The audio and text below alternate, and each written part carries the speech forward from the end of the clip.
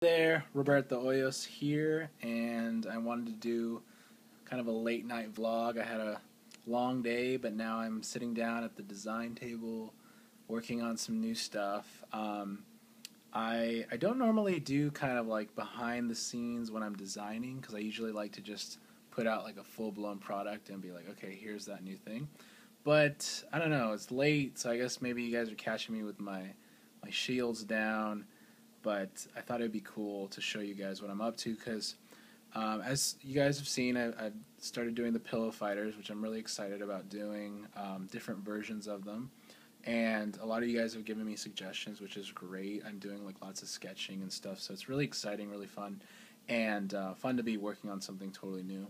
And so I've done the white version, the regular pillow version. I've done the Ninja Turtle version and the Spider-Man version, but I've really have been wanting to do a Batman version. So you guys are going to get to see the kind of behind the scenes of that as I'm working on it now, and all the kind of things that come along with that. But yeah, I mean, Batman has always been one of my favorites. I have a poster on my wall there, along with my other favorites. Spider-Man's my main favorite. But, so I'll show you my table here, what I'm working on right now. So this is kind of just like a mismatch of crap that goes into when I'm working on a new design. First and foremost, I start by sketching a new design. So this is just my book of sketches and stuff. And this is kind of what I'm trying to do right now. So taking the same pillow fighter form and doing embellishments to make it look like Batman. I'm excited because he's going to have a cape. Oh my god, it's going to be so cool. So like I said before, I'm really into taking this kind of pillow shape. This is really drawn bad, but taking this standard pillow shape and implementing it into lots of stuff. So for example, this one is going to be like a Batman logo, but I have to clean it up obviously. And then the other one I did somewhere in here is the Spider-Man one. So like that's like a pillow but with spider legs on it. And I have other ideas to do more. So you guys are seeing like stuff I'm not really showing anyone. But anyway, so here is basically what I'm doing right now is taking this. This is the pillow fighter form.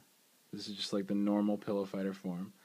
And I'm taking it and figuring out where I can put things like the nose, and then Batman has like kind of this chin thing happening where his mouth is open. And, so I start out by laying this over a piece of paper, stenciling it out, and then going in there and drawing everything like with a ruler. And it's really tedious. That's the thing, is like when you make a pattern, they're tedious because you're just like, oh man, okay, 3 inches here. Okay, make sure it's 3 inches on the other side too. Okay, there's a little bit of space here. Oh, I need more space. And then you have to like do little stupid things like sharpen your pencil a bunch of times so you make sure that you're doing lines perfectly. And the real reason you're doing all this kind of stuff is because, from my experience, when you do things over and over, like a production product, it's like you don't want to just rush into it and start cutting stuff, and then like all of a sudden you're like, oh, that looks good, and then you're like, but I can't reproduce it ever because I wasn't measuring anything. And so it just makes more sense to sit here and just work on a drawn pattern version for a while.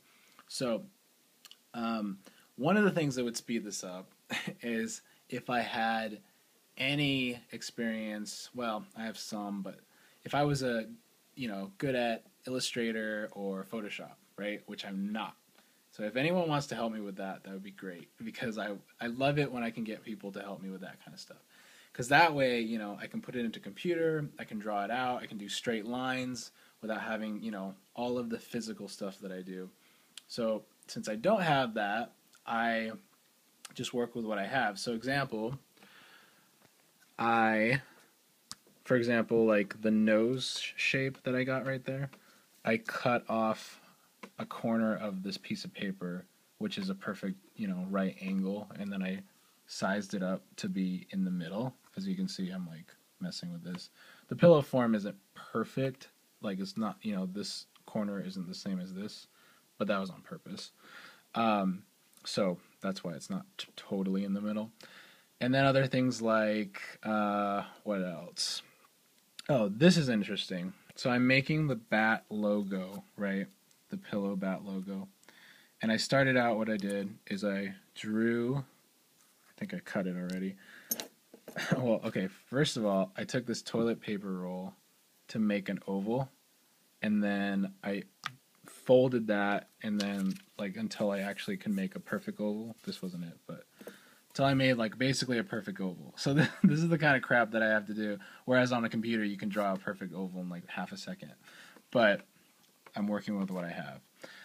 Very analog way to work. And probably a lot of people are laughing because it's very analog. But anyway, what I did is I drew the bat as best I could with paper. With paper and pencil.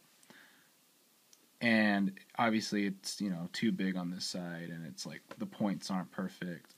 So it's not too hard to just mess with it and kind of get it to be the right shape. So what I did is I took a piece of paper and stenciled, like, traced it, and then after you trace it, you can take the same piece of paper and fold it in half and just make like a butterfly, like perfect image of it on the other side.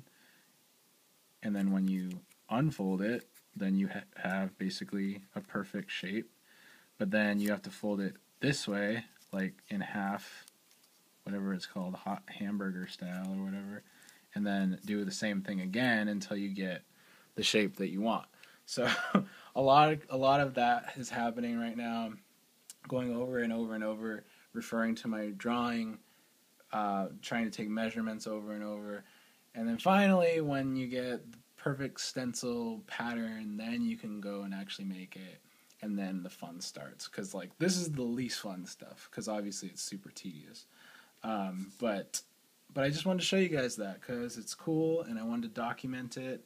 I do have like one shape that I can show you that I'm done with that I just finished to see what it would look like, and that is these little bat arms, which I'm really excited about. They're going to be cool because you know how Batman has his little arm spikes.